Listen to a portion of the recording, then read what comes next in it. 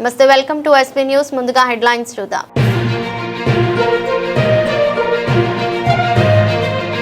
ఉద్యోగ విరమణ పొందుతున్న హోంగార్డుకు సిపి కార్యాలయంలో ఆత్మీయ వీడ్కోలు.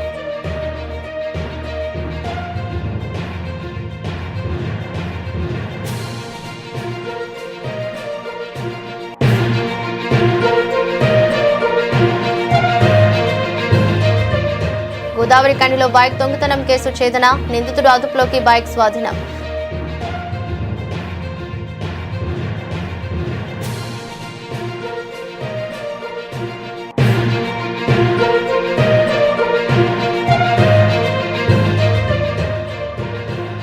తెలంగాణ విద్యాశాఖ కీలక నిర్ణయం, ఈ నెల 16 నుంచి ఒంటిపూట బడులు.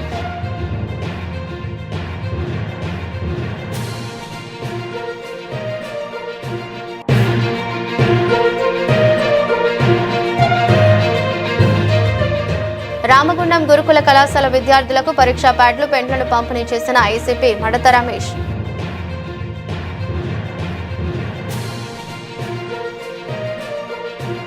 ఇరాన్, అమెరికా, ఇజ్రాయెల్ యుద్ధాన్ని కాంగ్రెస్ పార్టీ మన దేశంలో రాజకీయానికి ఉపయోగించుకుంటుందని ప్రధానమంత్రి నరేంద్ర మోదీ ఆగ్రహం వ్యక్తం చేశారు. కేరళ పర్యటనలో ఉన్న ఆయన ఎర్నాకులంలో జరిగిన కార్యక్రమంలో మాట్లాడుతూ పశ్చిమాసియా దేశాల్లోని ప్రవాస భారతీయుల పరిస్థితి మరింత దిగజారేలా రెచ్చగొట్టే బాధ్యతారాహిత్య ప్రకటన చేస్తుందని కాంగ్రెస్పై విమర్శలు గుప్పించారు. గల్ఫ్లోని పరిస్థితుల కారణంగా మనం ఆందోళన చెందటం సహజమేనని, అక్కడ లక్షలాది మంది భారతీయులు పనిచేస్తున్నారని గుర్తు చేశారు. కానీ ఇక్కడ అధికారంలో ఉన్నది బీజేపీ నేతృత్వంలోని ఎన్డీఏ అని అందరూ గుర్తుంచుకోవాలని అన్నారు. మన పౌరులు విదేశాల్లో చిక్కుకున్నప్పుడల్లా వారి క్షేమం కోసం వనరులన్నీ ఉపయోగిస్తుంటామని అన్నారు. Such people do not come only through Chennai. They also fly to places like Tiruchi, which is an international airport. After the new terminal was built by our government in Tiruchi, many people shared their happiness with me. They said it is modern and at the same time fully immersed in the culture of Tamil Nadu. Now we have taken a big decision for the airport of Madurai too. Madurai is home to one of the oldest airports in the state. It is a crucial gateway to southern Tamil Nadu. Now, our government has elevated Madurai Airport to international status. By doing so, we are bringing the world to the doorstep of Madurai. This will mean direct flights to and from many important global cities. Thousands of pilgrims, tourists, and business people will find it easier to travel to Madurai. It will also help farmers and businesses to transport their goods across the nation and the world. Madurai Malli flowers picked early morning by a farmer can be on a shelf in Paris or New York by the evening. நண்பர்களே, தமிழ்நாட்டின் கலாச்சாரமும் கட்டிடவியலும் உலகெங்கிலும் இருந்தும் மக்களை கவர்ந்து இழுக்கின்றன. இத்தகைய மக்கள் சென்னை வழியாக மட்டுமே வருவதில்லை, அவர்கள் சர்வதேச விமான நிலையமாக இருக்கும் திருச்சிராப்பள்ளி போன்ற இடங்கள் வழியாகவும் வருகின்றார்கள். திருச்சியிலே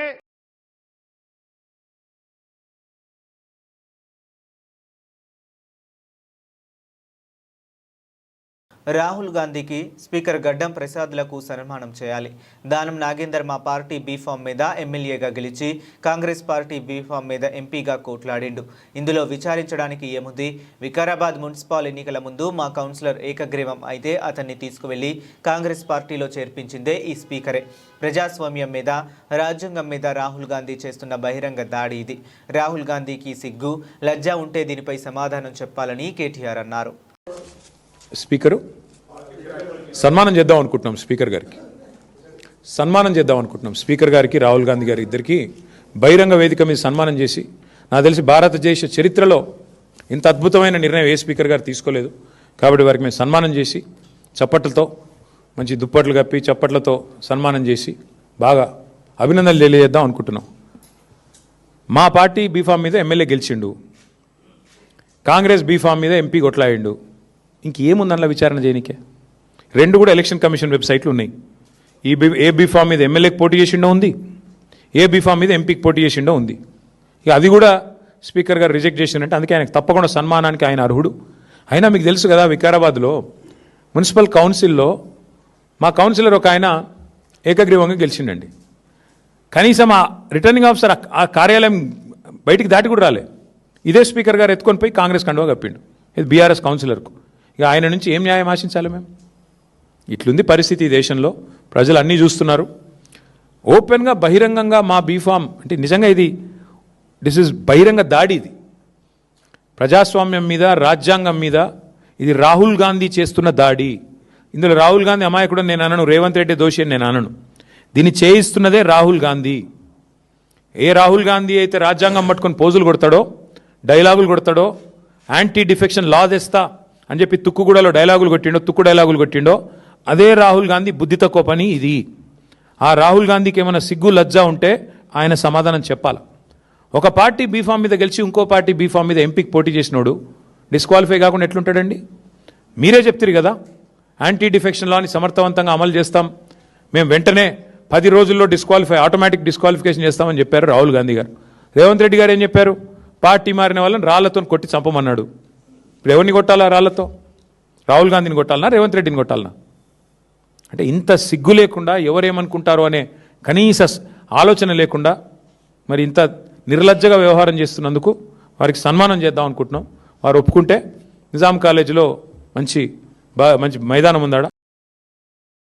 రాష్ట్రంలో పేదలందరికీ సొంత ఇల్లు ఉండాలన్నదే కాంగ్రెస్ ప్రభుత్వ లక్ష్యం. ఇందుకోసం ఇందిరమ్మ ఇళ్లను నిర్మిస్తుంది రాష్ట్ర ప్రభుత్వం. ఒకే దఫాలో రాష్ట్ర వ్యాప్తంగా 4,50,000 ఇళ్లను 22,500 కోట్లతో మంజూరు చేసింది. ఒక్కో ఇంటికి 5 లక్షల చొప్పున కేటాయించడం జరిగింది. ఇందుకు సంబంధించిన బిల్లులను ప్రతి వారం లబ్ధిదారులకు పంపిణీ చేస్తుంది. ఇలాంటి ప్రభుత్వం పైన బురద జల్లడమే కొంతమంది లక్ష్యంగా పెట్టుకున్నారు. ఇష్టారీతిన ఆరోపణలు చేస్తూ ప్రజలను ప్రలోభ పెడుతున్నారు. ప్రజలు అంతా గమనిస్తున్నారు. అలాంటి వారికి తగిన గుణపాఠం చెప్తారు అని బట్టి విక్రమార్క మల్లు అన్నారు. ఇందిరమ్మ ప్రభుత్వం, ప్రజా ప్రభుత్వం, కాంగ్రెస్ ప్రభుత్వం, ఈ ప్రభుత్వ నాయకత్వం వహిస్తున్నటువంటి ముఖ్యమంత్రి రేవంత్ రెడ్డి గారు, యావత్ క్యాబినెట్ అందరి ఆలోచన మేరకు ఈ రాష్ట్రంలో ఏ పేద కుటుంబం కూడా ఇల్లు అనేది లేకుండా ఉండటానికి వీలు లేదని చెప్పి చాలా స్పష్టంగా నిర్ణయాలు తీసుకొని ముందుకు పోతున్నటువంటి ప్రభుత్వం. హౌసింగ్ శాఖ చూస్తున్నటువంటి శ్రీ పొంగులేటి శ్రీనివాస్ రెడ్డి గారు, ఈ ప్రభుత్వం ఆనాడు అధికారంలోకి రావటానికి వచ్చే ముందు ఇచ్చినటువంటి మాట ప్రకారం ఒకటేసారి 4,50,000 ఇందిరమ్మ ఇళ్లని 22,500 కోట్ల రూపాయలతో ఒకటేసారి శాంక్షన్ చేసి ఈ దేశ చరిత్రలోనే రికార్డు స్థాపించినటువంటి ప్రభుత్వం ఈ ప్రభుత్వం. ఇది ఆషామాషి వ్యవహారం కాదు. ఒక్కొక్క ఇంటికి 5 లక్షల రూపాయలతో శాంక్షన్ చేసి, ఏదో శాంక్షన్ చేసి ఇల్లు వదిలిపెడతాం, కట్టుకున్న తర్వాత ఎప్పుడు పడితే అప్పుడు వెసులుబాటు ఉన్నప్పుడు డబ్బులు ఇస్తామనేటువంటి ఆలోచన కాకుండా ప్రతి వారం శాంక్షన్ చేసిన ప్రతి ఇంటికి పేదవాళ్ళకి డబ్బులు రిలీజ్ చేస్తూ ముందుకు నడుస్తున్నటువంటి ప్రజాప్రభుత్వం. అటువంటి ఈ ప్రభుత్వం పైన కావాలని కొద్దిమంది ఏ పేదల కోసం అయితే ఈ ప్రభుత్వం నిలబడి పనిచేస్తుందో అటువంటి పేదలకి న్యాయం జరగకుండా ఉండాలని, వాళ్ళకి మేలు జరగకుండా ఉండాలని ఈ ప్రభుత్వం మీద బురద తల్లి ఈ ప్రభుత్వాన్ని పనిచేయకుండా చేయాలనేటువంటి ఒక కుట్ర కొద్దిమంది చేస్తున్నటువంటి ప్రక్రియ ఈ ఖమ్మం పట్టణంలో స్పష్టంగా కనిపిస్తా ఉంది. చాలా మంది చాలా రకాలుగా ప్రభుత్వం పైన బురద జల్లటం కోసం రకరకాల ప్రయత్నాలు చేశారు. ఏ ఒక్కరికి పేదల మీద ప్రేమ కానీ వాళ్ళకి నిలవ నీడిద్దామనేటువంటి ఆలోచన కానీ లేదు. కేవలం పేదల నిస్సహాయతను అడ్డం పెట్టుకొని కొద్దిమంది మాఫియా లాగా తయారై అక్కడ ఒక వ్యవస్థను ఏర్పాటు చేసి సమాంతరమైనటువంటి వ్యవస్థను ఏర్పాటు చేసుకొని ఆ పేదల దగ్గర డబ్బులు వసూలు చేసి వాళ్ళకి ప్రభుత్వ పరంగా రావాల్సిన ఏర్పాటు చేయాల్సినటువంటి వసతులు ఏమీ రాకుండా అడ్డంగా నిలబడి కరెంటు కావాలంటే కరెంటు లేదు, నీళ్లు కావాలంటే నీళ్లు లేవు, పిల్లలు చదువుకుందామంటే బడి లేదు. న్యాయంగా నేను నా కష్టాలతో కట్టుకున్న ఇంట్లో నమ్మకంగా ధైర్యంగా బతుకుదామనంటే ఆ ధైర్యం వ్యవస్థ కూడా లేకుండా చేసి వాళ్ళని భయంగా ఉంచుతూ వాళ్ళు కూలీ నాలు చేసుకున్నటువంటి వాళ్ళని బెదిరించి వేల రూపాయలు వసూలు చేయటమే కాకుండా ప్రభుత్వం ఎప్పుడు ప్రయత్నం చేసి వాళ్ళకి వసతులు కల్పిద్దామని అక్కడ కోటానికి ప్రయత్నం చేసిన వాళ్ళని దాడులు చేసినటువంటి పరిస్థితులు చూశాం. ఈ ప్రభుత్వం ఆలోచన చేసింది మానవతా దృక్పథంతో అక్కడ ఉన్నటువంటి పేదవాళ్ళకి అందరికీ రాష్ట్ర వ్యాప్తంగా ఏ రకంగా అయితే ఇల్లు లేని పేదవాళ్ళకి ఇళ్ళు ఇచ్చి మనం నిర్మాణం చేసి ఆత్మగౌరవంతో బతికేటట్టుగా చేస్తా ఉన్నామో ఈ వెలుగుమట్ల ఖమ్మం జిల్లా వెలుగుమట్ల బాధితులకు న్యాయం చేయాలని కోరుతూ తెలంగాణ జాగృతి అధ్యక్షురాలు కవిత నిరవధిక దీక్షకు దిగిన విషయం తెలిసిందే. ప్రభుత్వం నుంచి వెలుగుమట్ల బాధితులకు హామీ వచ్చిన నేపథ్యంలో ఆమె తన దీక్షను సోమాజిగూడ ప్రెస్ క్లబ్లో నిర్వహించారు. ఇక కవితతో పాటు ధర్మ సమాజ్ పార్టీ అధినేత విశారదన్ మహారాజ్ కూడా దీక్షను విరమించారు. జాతీయ బీసీ కమిషన్ మాజీ చైర్మన్ జస్టిస్ ఈశ్వర్య వారికి నిమ్మరసం ఇచ్చి దీక్షను విరమింపజేశారు. వెలుగుమట్ల బాధితులకు న్యాయం చేయాలని డిమాండ్ చేస్తూ కవిత ఖమ్మంలో సోమవారం రాత్రి నిరవధిక దీక్షను చేపట్టారు. పోలీసులు ఆమెను అడ్డుకొని హైదరాబాద్కు తరలించగా నగరంలో ఆమె దీక్షను కొనసాగించారు. వెలుగుమట్ల భూదాన్ భూమిలో అర్హులకు ఇళ్ల స్థలాలు, ఇందిరమ్మ ఇళ్ల పట్టాలను ఉప ముఖ్యమంత్రి మల్లు బట్టి విక్రమార్క పంపిణీ చేశారు. వెలుగుమట్ల పేదలకు న్యాయం చేస్తామని హామీ ఇచ్చారు. 412 మందిని అధికారికంగా గుర్తించి పట్టాలు ఇచ్చి న్యాయం చేస్తున్నామని అన్నారు. పట్టాలు పొందిన వారు రేపటి నుంచి తమ ఇళ్ల నిర్మాణం ప్రారంభించాలని కూడా ధైర్యం చెప్పారు.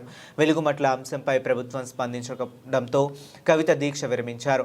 దీక్ష విరమణ సందర్భంగా కవిత మాట్లాడుతూ తమ పోరాటం ఆగలేదని, కేవలం విరామం మాత్రమే అన్నారు. వెలుగుమట్ల బాధితులకు పూర్తి న్యాయం జరిగే వరకు పోరాటం చేస్తామని అన్నారు. మన ఆందోళనలు వెలుగుమట్ల ఆడపడుచుల నిరసనలతో ప్రభుత్వం దిగి వచ్చిందని అన్నారు. My straight question to Rahul Gandhi ji. Why did your government in Telangana evacuate landowners? How dare your government enter into a private property?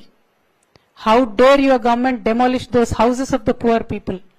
And how dare your ministers lie to the people of Telangana very blatantly for the whole world to see?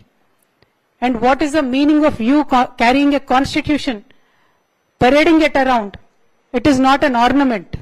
It is to be lived by the spirit. And if the Congress party today is lacking the spirit, then I believe your government should immediately resign and ask the forgiveness of people of Telangana. What happened in Khammam is not a small issue. It is a very big issue. It is a huge issue. And if you are not going to reprimand your government very seriously on this, and if you are not going to give us confidence to the people of Telangana that the constitution that you carry has some bearing and meaning on your conscious self, then you will see many more incidents like this in Telangana. Unfortunately, you are dependent on this government. We understand that.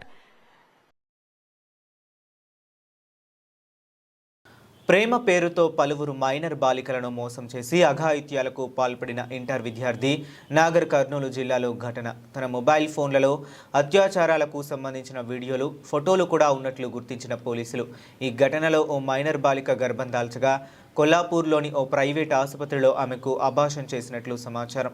ఈ విషయంపై బాలిక తల్లిదండ్రులు పోలీసులకు ఫిర్యాదు చేయడంతో నమోదైన case.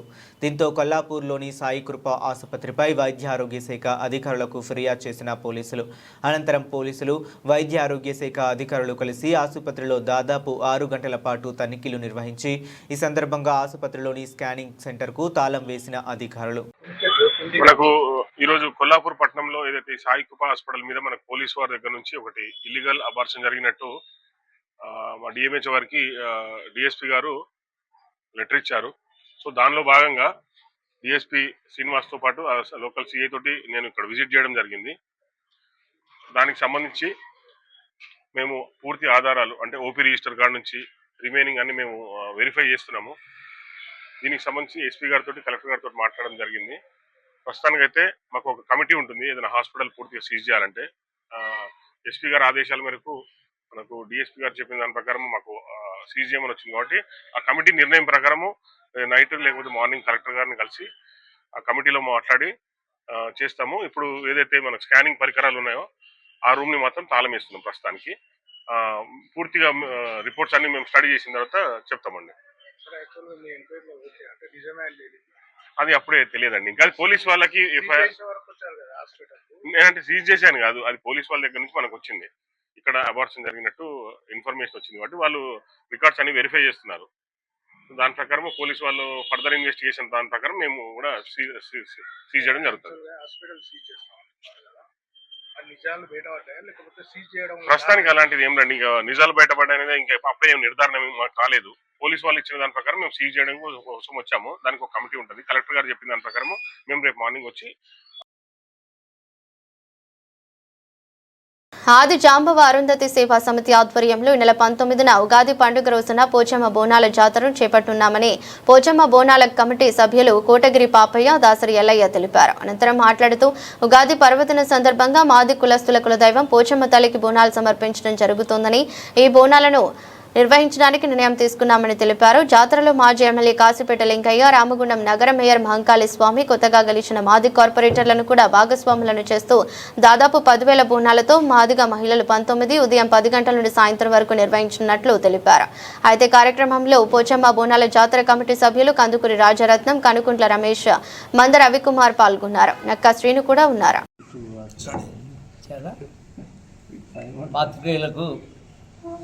నమస్కారాలు. ఈరోజు ఏదైతే మార్చి 19న ఉగాది పండగ రాబోతుంది, ఆ ఉగాది పండగ ఆది అంటే ఉగాది. ఈ యొక్క ఉగాది పండగ మేము తరతరాల నుంచి కూడా మాదిగలంతా కలిసి ఉగాది పండగ నాడే మేము ఈ యొక్క బోనాల పండగ చేస్తాము. ముక్కోటి దేవతలకు ముందు పోషవ తల్లి అని చెప్పి అంటారు.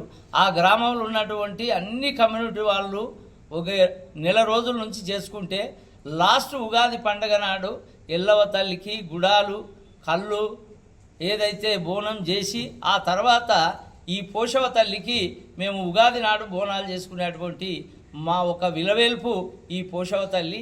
ఈ పోషవ తల్లి బోనాలు పండుగ మేము ఈ మాదిగలం అంతా చేసుకుంటాము.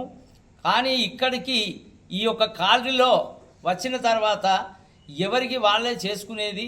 ఇప్పుడు మేము మా కులమంతా అన్ని పార్టీలు ఉన్నటువంటి పెద్ద మనుషులు, లీడర్లము, యువత అందరం కలిసి కూడా మనం కూడా అన్ని కమ్యూనిటీలు గౌడ్సు ఎల్లమ్మ బోనాలు, ముదిరాజులు పెద్దమ్మ బోనాలు, రజకులు మడేలమ్మ బోనాలు సంవత్సరానికి 3 ఏళ్ళకు ఒకసారి బోనాల పండుగ చేసుకుంటా ఉన్నారు. కాబట్టి మేము జాంబవంతుని వారసులుగా ప్రతి సంవత్సరము ఈ యొక్క పండుగను గ్రామాలలో చేసుకున్నట్టు ఈ యొక్క గోదావరి పట్టణం లోపల ఓ 30,000 పైచీలుకున్న మా మాదిగలం అంతా కలిసి బోనాల పండుగ మార్చి 19 నాడు 10 గంటల నుంచి సాయంత్రం 4 గంటల వరకు ఒక శోభయాత్రలాగా ఈ బోనాల పండుగను జాతిని మమేకం చేసి జాగృతం చేసి ప్రతి సంవత్సరం ఇలాగే చేసుకోవాలని చెప్పి అని మేము ఒక నిర్ణయానికి ఎల్లన్న కానీ రత్నము అందరం కూడా మా ఒక మాజీ ఎమ్మెల్యే లింగన్న గారికి కూడా చెప్పడం జరిగింది.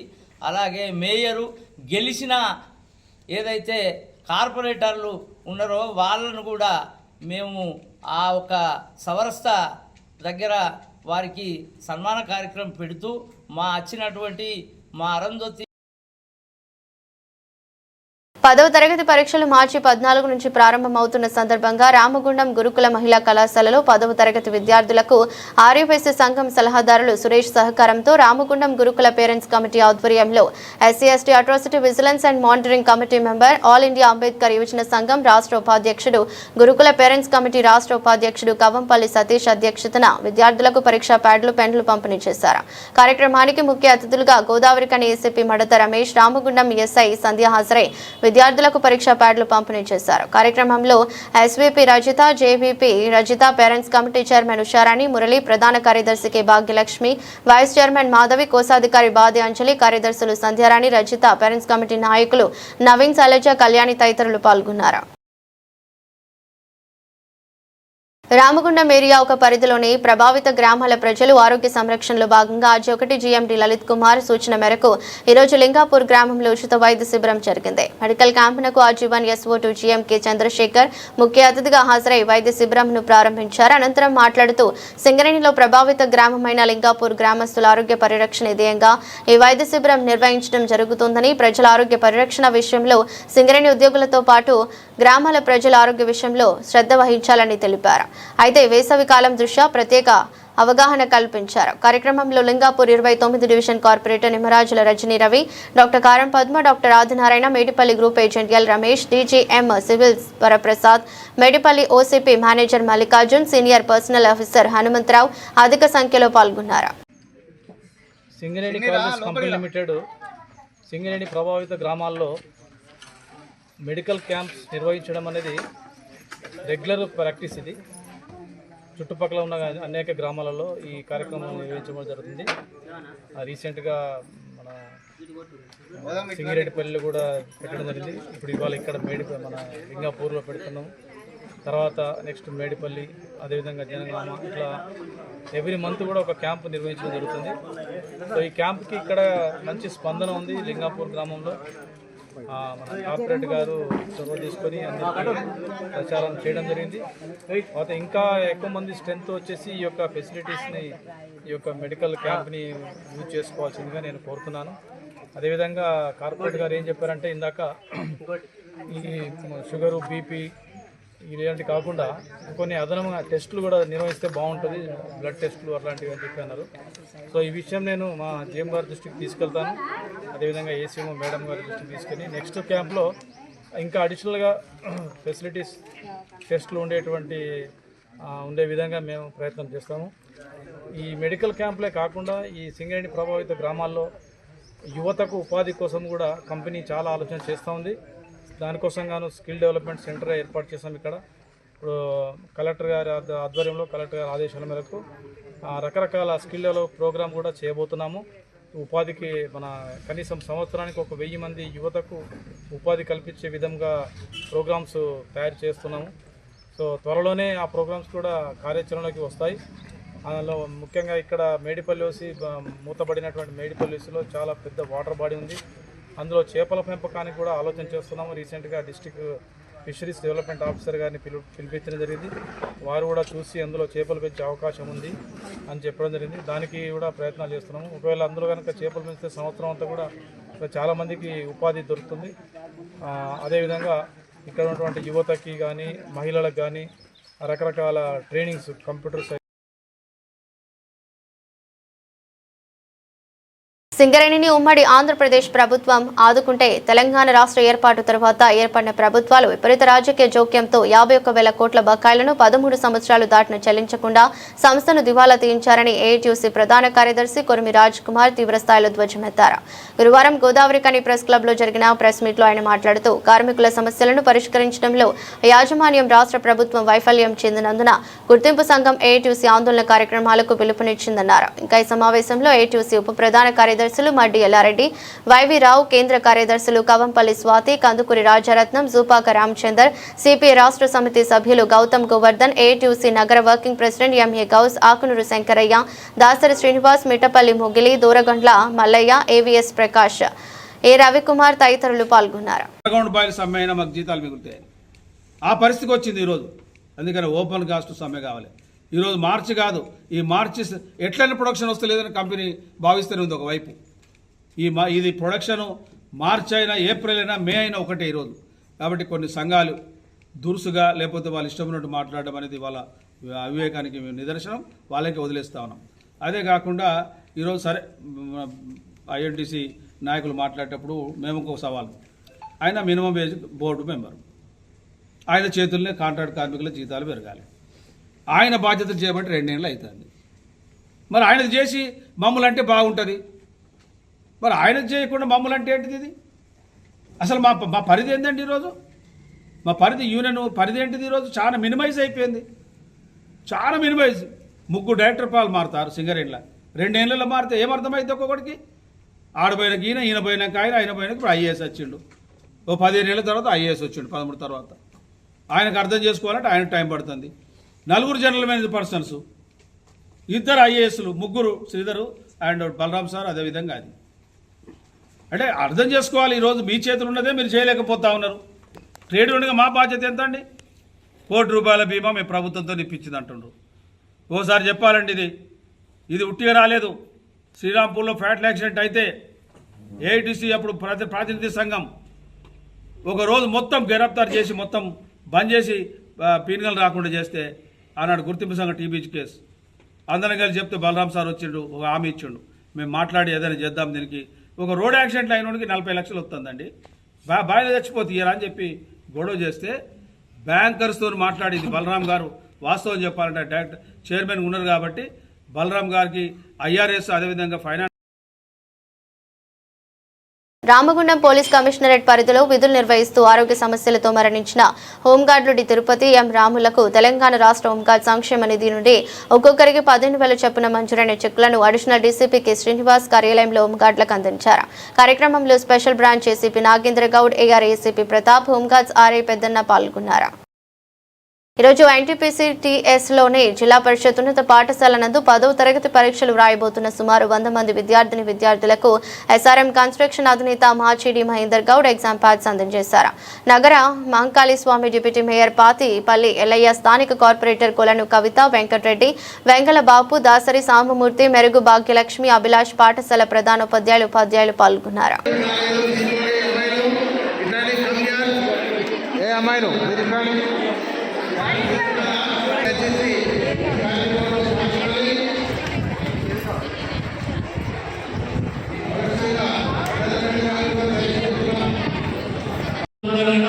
మన టీచర్ సోదరుడు ఇప్పుడే శ్రీనివాస్ గారు ఒక ఐఎఫ్ ప్లాన్ కావాలని చెప్పేసి అది అత్యంత ఉండాలని చెప్పేసి ఆ ఐఎఫ్ ప్లాన్ అనేది ఉండదు, మా సోదరులని డొనేట్ చేస్తామని చెప్పేసి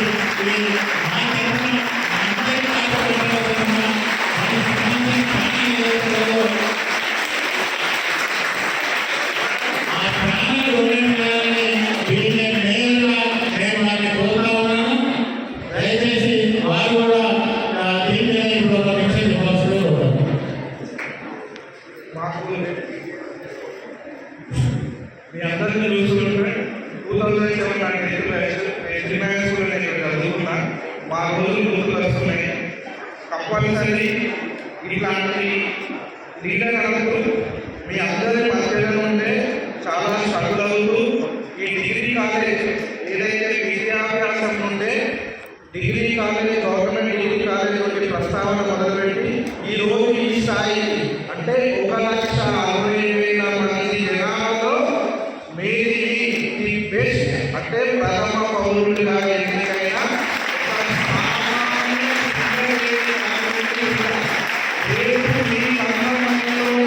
కూడా ఇట్లాంటి అత్యంత ప్రసరనే ఈరోజు ఎంత శక్తి ఉన్నా కానీ మీకోసం మంచి మీ టీచర్ల కోసం, మీ స్కూల్ కోసం ఇంతగా తన ఆవేదన అంటే మీరు కూడా వారికి పిల్లలతో సత్సంబంధం అని చెప్పి మీకోసం ఇంత టైం కేటాయించారు. వాస్తవానికి ఒక మేయర్కి చాలా ప్రోగ్రామ్స్ ఉన్నాయి కనుక ఇప్పుడు వారు నన్ను ఫస్ట్ టైం ఒక మీకోసం అడిగారు కనుక వారి కోరికను నేను ఖచ్చితంగా గోదావరికని ప్రాంతంలో జరిగిన బైక్ దొంగతనం కేసును పోలీసులు త్వరితగతిన ఛేదించి నిందితుడిని అదుపులోకి తీసుకుని బైక్ ను స్వాధీనం చేసుకున్నారు. పోలీసులు తెలిపిన వివరాల ప్రకారం గోదావరికని హనుమాన్ నగర్ కు చెందిన రేగుల వెంకటేష్ అనే వ్యక్తి పాలమ్ముకుంటూ జీవనం సాగిస్తున్నాడు. అయితే టిఫిన్ చేయడానికి వెళ్లిన సమయంలో బైక్ ను దొంగతనం చేశారని ఫిర్యాదు చేయగా దీంతో గుర్తు తెలియని వ్యక్తులు తన బండిని దొంగిలించారని ఫిర్యాదు చేశారు. ఫిర్యాదు అందుకున్న వెంటనే ఇన్స్పెక్టర్ ఇంద్రసేన రెడ్డి ఆదేశాల మేరకు ఎస్ఐ మనోహర్ సిబ్బందితో కలిసి ఘటనా స్థలానికి పరిసర ప్రాంతాల్లో ఉన్న సీసీ కెమెరాల ఫుటేజ్ ని పరిశీలించారు. దర్యాప్తులో బైక్ ను దొంగిలించిన వ్యక్తిని గుర్తించి అతన్ని అదుపులోకి తీసుకున్నారు. అయితే దర్యాప్తు కొనసాగిస్తున్నట్లు ఎస్ఐ మనోహర్ తెలిపారు. పోలీస్ శాఖలో గత 41 సంవత్సరాలుగా హోంగార్డుగా పనిచేసిన వి సత్యనారాయణ పెద్దపల్లి సబ్ యూనిట్ కు చెందినవారు. ఆయన regional forensic science laboratory Karimnagar లో కూడా విధులు నిర్వహించారు. ఇటు హోంగార్డు ఉద్యోగ విరమణ పొందుతున్న సందర్భంగా రామగుండం పోలీస్ కమిషనర్ అంబర్ కిషోర్ షా వారి కార్యాలయంలో ఆయనకు పూలమాల వేసి శాలువతో సత్కరించారు. కార్యక్రమంలో additional DCP K Srinivas, AR ACP Pratap, RI Peddanna పాల్గొన్నారు. వార్తలు ముగించే ముందు మరోసారి హెడ్లైన్స్.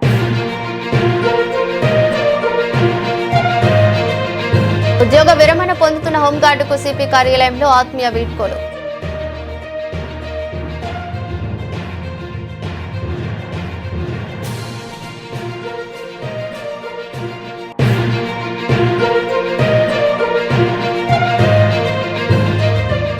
గోదావరి కనిలో బైక్ దొంగతనం కేసు ఛేదన, నిందితుడు అదుపులోకి, బైక్ స్వాధీనం.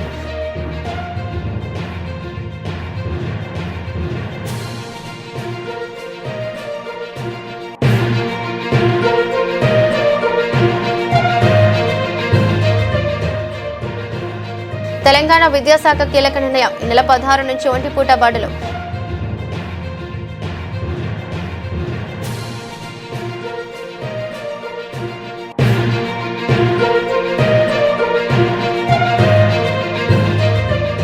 రామగుండం గురుకుల కళాశాల విద్యార్థులకు పరీక్షా ప్యాడ్లు, పెన్లను పంపిణీ చేసిన ఐసీపీ మడత రమేష్.